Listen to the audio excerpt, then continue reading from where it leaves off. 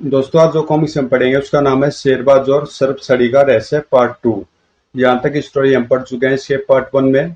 तो पहले आप उसको पढ़ लेना, वो कॉमिक्स आपको मिल जाएगी प्ले लिस्ट में। शेरबाज का फोल्डर है, कॉमिक्स का नाम है शेरबाज और सर्पसड़ी का रहस्य पार्ट 1। तो मैं पढ़ता हूँ आगे से। उनके जाति झोपड़ी के पिछले दरवाजे से डेविड अंदर दाखिल होते हुए कड़क कर बोला, तुम अव्वल दर्जे के बेकुवत वाला, तुम्हें दोस्त और दुश्मन में फर्क करना नहीं आता।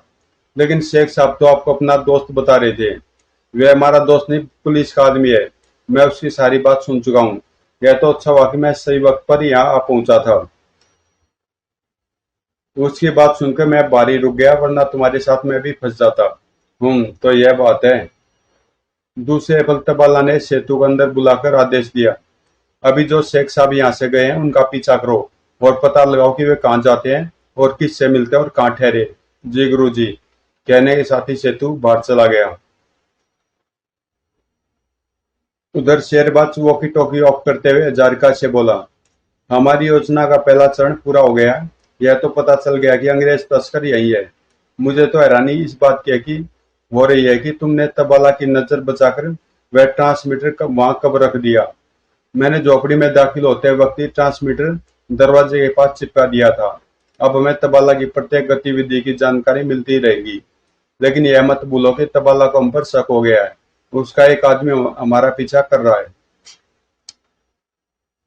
यही तो मैं चाहता था कि अब उसे हमारी असलियत का भी पता चली जाना चाहिए। हमारी असलियत का पता चलते ही वह सतर्क हो जाएगा। हो सकता है कालूराम की तरह वह हमें भी रास्ते से हटाने का इंतजाम कर दे। इंतजाम तो वह जरूर करेगा, लेकिन इस बार उसे सफलता नहीं मिलेगी। फिर जीप के निकट पहुंचकर शेरबाज अपना शेख वाला लबादा उतारते हुए हजारिका से बोला, अब तुम भी अपना मेकअप उतार दो। ठीक है। उधर हजारिका को असली रूप में देख सेतु चौंक उठा। ओह, वह तो फॉरेस्ट ऑफिसर हजारिका है। मुझे फौरन गुरुजी को खबर करनी चाहिए। अब चलो यहाँ से चलते हैं। तत्पश्चात वे जीप में बैठ वहां से चल दिए। उनके जाते ही सेतु भी वापस लौट पड़ा। जब उसने वो जाताबाला को जाकर सच्चाई बताई तो वह आग बबूला होकर बोला, तो यह हजारिका की चाल थी। मैं उसे जिंदा नहीं छोड़ूंगा। आज की रात उसकी जिंदगी की आखिरी रात होगी। अब मेरे लिए क्या गया गुरुजी। अब तू जा और जोंगा को यहाँ भेज दे। जो आ गया गुरुजी। इतना कह सेतु चला गया। थोड़ी देर बाद जोंगा झोपड़ी में दाखिल हुआ। तबाला सर्प छड़ी उसकी तरफ बढ़ाते हुए बोला, जोंगा तुझे यह सर्प छड़ी फॉरेस्ट बंगले में हजारिका के कमरे में पहुंचानी है। जो आ गया गुरुजी। जब जोंगा सर्प छड़ी लेकर जाने लगा तो ओझा उसे रोककर बोला, यह काम तुझे सांझ ढलने के बाद करना है। तुझ पर किसी की नजर नहीं पड़नी चाहिए। छड़ी रखने के बाद तू बंगले के आसपास ही रहकर उस पर नजर रखना। अगर किसी गड़बड़ की आशंका हो तो तुरंत आकर खबर कर देना। मैं सब समझ गया गुरुजी, आप बेफिक्र रहे। तत्पश्चात जोंगा छड़ी रखने चल पड़ा। उधर शेरबाज वॉकी टॉकी पर वो जातबाला का वार्तालाप सुनने के बाद बोला, आज रात वो अपनी तंत्र विद्या की मदद से तुम पर हमला करेगा। मेरी तो कुछ समझ में नहीं आ रहा। यह सर्प छड़ी का क्या रहस्य है। वह सर्प छड़ी मेरे कमरे में क्यों रखना चाहता है। सर्प छड़ी का रहस्य आज रात हम जान लेंगे। लेकिन हम और जागी तंत्र विद्या का सामना कैसे कर पाएंगे। तुम फिक्र मत करो, आज की रात तुम्हारे कमरे में मैं तुम्हारे साथ रहूंगा।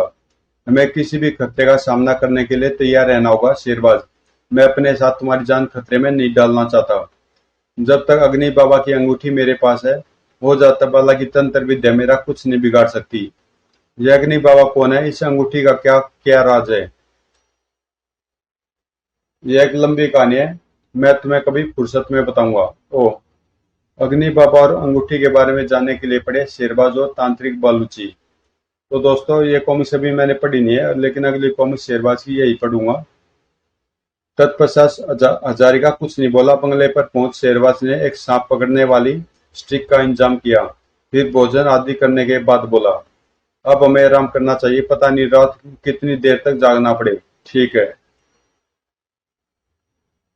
श्याम ढलते पिछवाड़े की एक खुली खिड़की से जोंगा फॉरेस्ट बंगले में दाखिल हुआ और दबे कदमों से एक और चल दिया।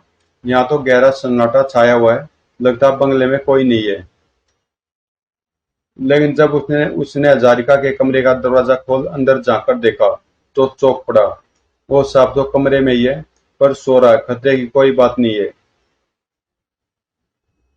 खतरे से निश्चिंत हो जोंगा कमरे में छड़ी रखकर बाहर निकल आया। फिर वह उस कमरे की ओर चल दिया जिसकी खुली खिड़की से वह बंगले में दाखिल हुआ था। अभी उसने उस कमरे में कदम रखा ही था कि एक शक्तिशाली गुस्सा उसके जबड़े पर पड़ा। भशुम! ओह! जैसे शेरबाज उसके निकट पहुंचा वह शेरबाज पर झपट पड़ा, लेकिन शेरबाज ने जूडो के दांव का इस्तेमाल करके उसे उठाकर नीचे पटक दिया। जोंगा उछलकर दूर जा गिरा। गिरते हुए उसकी नजर शेरबाज पर जा टिकी। शेरबाज उसी की तरफ बढ़ रहा था। ओह, यह कौन है? मैंने इसे इस इलाके में पहले कभी नहीं देखा। धड़ाम! ओह! परंतु दूसरे पल जोंगा कुशल नट के समान उछलकर खड़ा हो गया और अपना खंजर निकालकर शेरबाज पर टूट पड़ा। किंतु शेरबाज सतर्क था। वो यह तो जरूरत से ज्यादा ही फुर्तीला व ताकतवर है। दूसरे पल शेरबाज का घुटना जोंगा के पेट से जा टकराया। ठक! उफ! जोंगा दर्द से कराता हुआ फर्श पर जा गिरा। फिर शेरबाज ने उसे संभलने का मौका नहीं दिया। तड़ाक! आई! फिर जोंगा ने जैसे ही उठने की कोशिश की, शेरबाज का नापातुल हाथ उसकी कनपट्टी से टकराया। तड़ाक! ओह! जोंगा बेहोश होकर वहीं ढेर हो गया। तब तक शोर शराबा सुनकर हजारिका की आंखें भी खुल गई थी। वह वहां आ पहुंचा था। अरे, यह तो तबालक आदमी है। हाँ, इसे उसने सर्पछड़ी रखने के लिए भेजा था। लेकिन सर्पछड़ी तो इसके पास नजर नहीं आ रही है। ये अपना काम पूरा कर चुका। छड़ी तुम्हारे कमरे में पहुंच चुकी है। ओह, अब इसका क्या करे? यह तबालक खास आदमी है। यह उसके बारे में हमें बहुत कुछ बता सकता है। इसलिए हम इसे रात भर अपनी कैद में रखेंगे और सुबह इसका मुंह खुलवाने के बाद इसे पुलिस के हवाले कर देंगे। लेकिन अगर यह वापस नहीं पहुंचा तो तबाला को शक हो सकता है।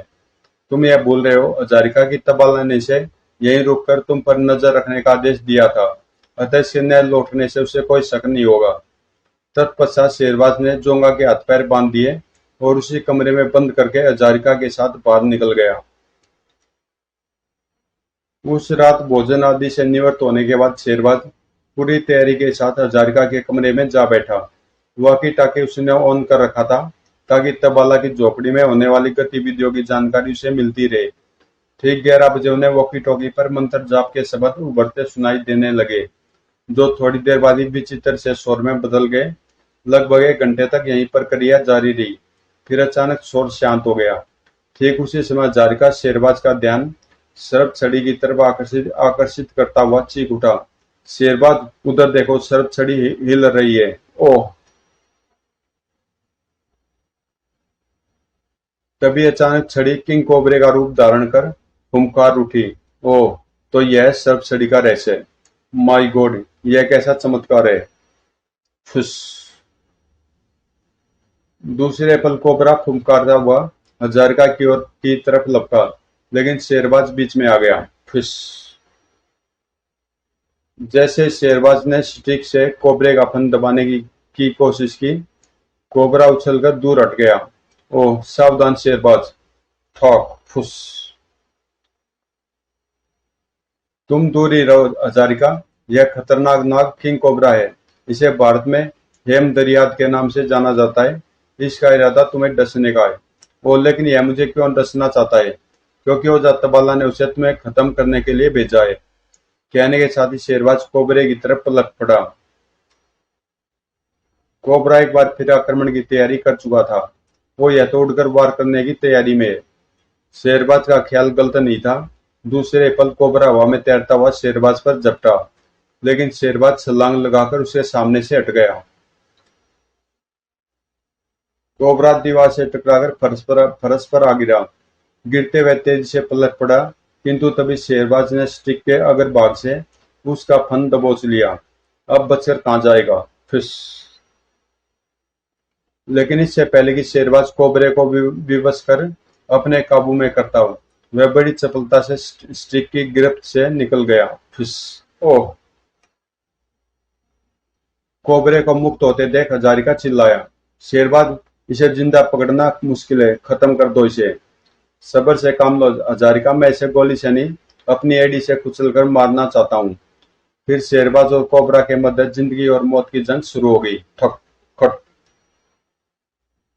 और फिर अचानक कोबरा शेरबाज के शिकंजे में फंस गया। बच्चू, आ गया ना मेरे चुंगल में, किल इट शेरबाज। फिस। और फिर शेरबाज ने अपने जूते की एड़ी से कोबरे का फन कुचल डाला। परंतु दूसरे पल शेरबाज और हजारिका चौंक उठे। ओह, कोबरा फिर छड़ी में तब्दील हो गया है। लेकिन इस छड़ी का सर टूट चुका है और जागी तंत्र शक्ति नष्ट हो चुकी है। अब हमें क्या करना चाहिए? हमें फौरन तिनाली गांव जाना होगा। यही मौका है जब हम ओझा से उसका अपराध कबूलवा सकते हैं। तुम इंस्पेक्टर गोगोई को फोन कर दो, वह भी वहां पहुंच जाएगा। ठीक है, लेकिन जोंगा, उसे हम अपने साथ ले चलेंगे। तत्पश्चात हजारिका इंस्पेक्टर गोगोई को फोन करने चला गया। लगभग 15 मिनट बाद शेरबाज और हजारिका जोंगा को साथ ले तिनाली गांव की ओर रवाना हो चुके थे। भोर होने से पहले वे ओझा तबाला के निवास पर पहुंच चुके थे। झोपड़ी के बाहर पुलिस और कुछ आदिवासियों को खड़े देख वे समझ गए कि इंस्पेक्टर गोगोई उनसे पहले ही वहां पहुंच गया है। जोंगा को एक सिपाही की निगरानी में छोड़ शेरबाज और हजारिका भीड़ में रास्ता बनाते हुए झोपड़ी में पहुंच गए। लेकिन झोपड़ी में कदम रखते हुए चौंक पड़े। ओह, इसे क्या हुआ? He is dead. मेरे यहाँ पहुंचने से पहले ही यह दम तोड़ चुका था। मैंने पूछताछ की लेकिन कोई भी ओझा की मौत का कारण नहीं बता पाया। शायद तंत्र विद्या के गलत प्रयोग के कारण ही ये अपनी जान गंवा बैठा है। कुछ भी हो, जाके मर जाने से अंग्रेज तस्करों तक पहुंचने के रास्ते फिर बंद हो गए हैं। यह तो बहुत बुरा हुआ। अभी हमारी उम्मीद खत्म नहीं हुई है। और जगह खास आदमी जोंगा हमारे कब्जे में है। हमें उससे पूछताछ करनी चाहिए। वह अंग्रेज तस्करों के बारे में जरूर कुछ जानता होगा। जोंगा कहाँ है? बाहर है, मैं उसे अभी अंदर ले आता हूँ। इतना कह जारिका फौरन बाहर चला गया। थोड़ी देर बाद जब वह लौटा तो जोंगा उसके साथ था। इंस्पेक्टर गोगोई उसे देखते हुए ही गुर्राया। तू ओझा के बारे में क्या जानता है? जल्दी बोल। मैं कुछ नहीं जानता दरोगा बाबू, मुझे कुछ नहीं मालूम। तड़ाक। जल्दी बोल हरामजादे, वरना मार मार कर तेरी चमड़ी उधेड़ दूंगा। आई। चटाक। बोल, कालूराम की हत्या किसने की? सर्प छड़ी लेकर तू फॉरेस्ट बंगले पर क्यों गया था? बताता हूँ साहब, मुझे मत मारो।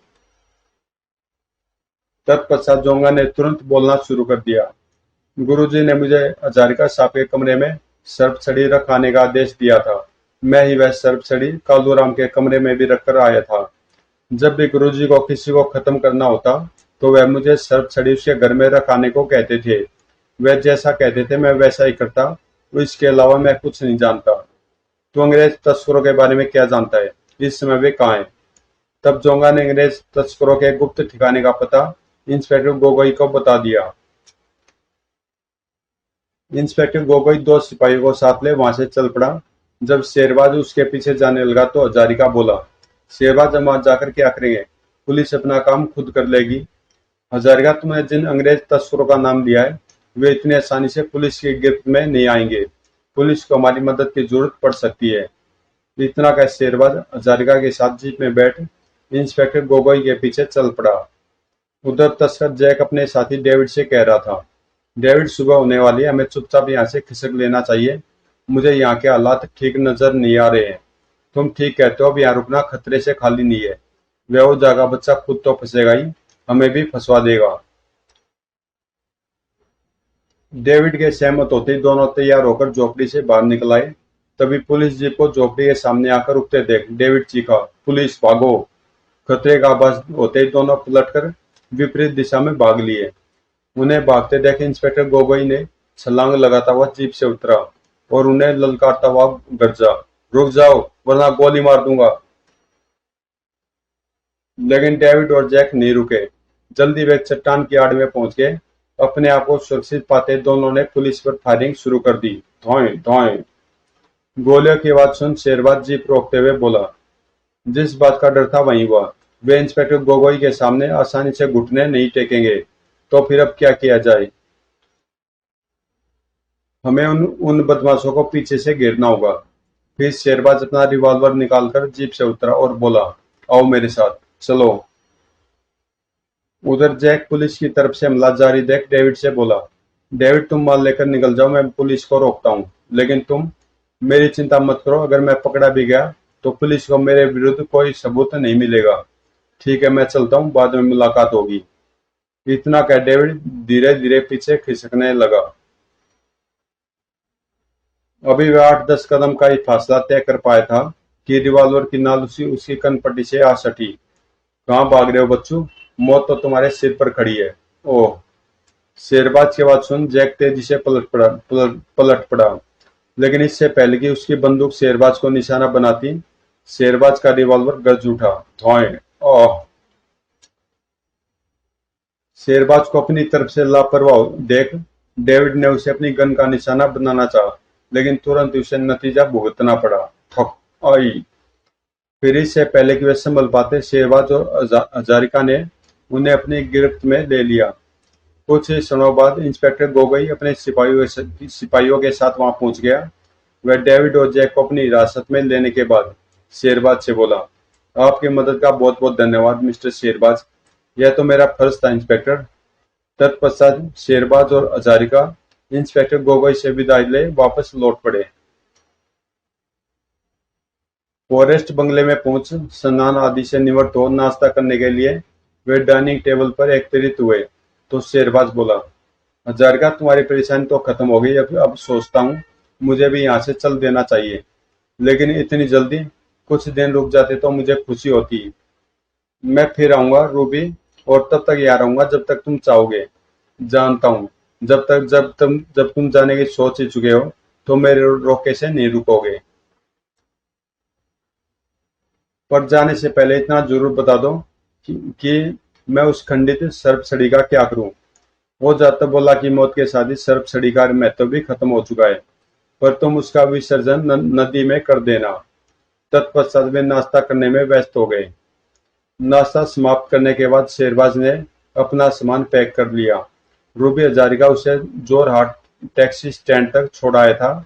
जब शेरबाज उसे विद्यालय टैक्सी में बैठा गुवाहाटी के लिए रवाना हुआ तो हजारिका की आंखें बरबस छलछला उठी।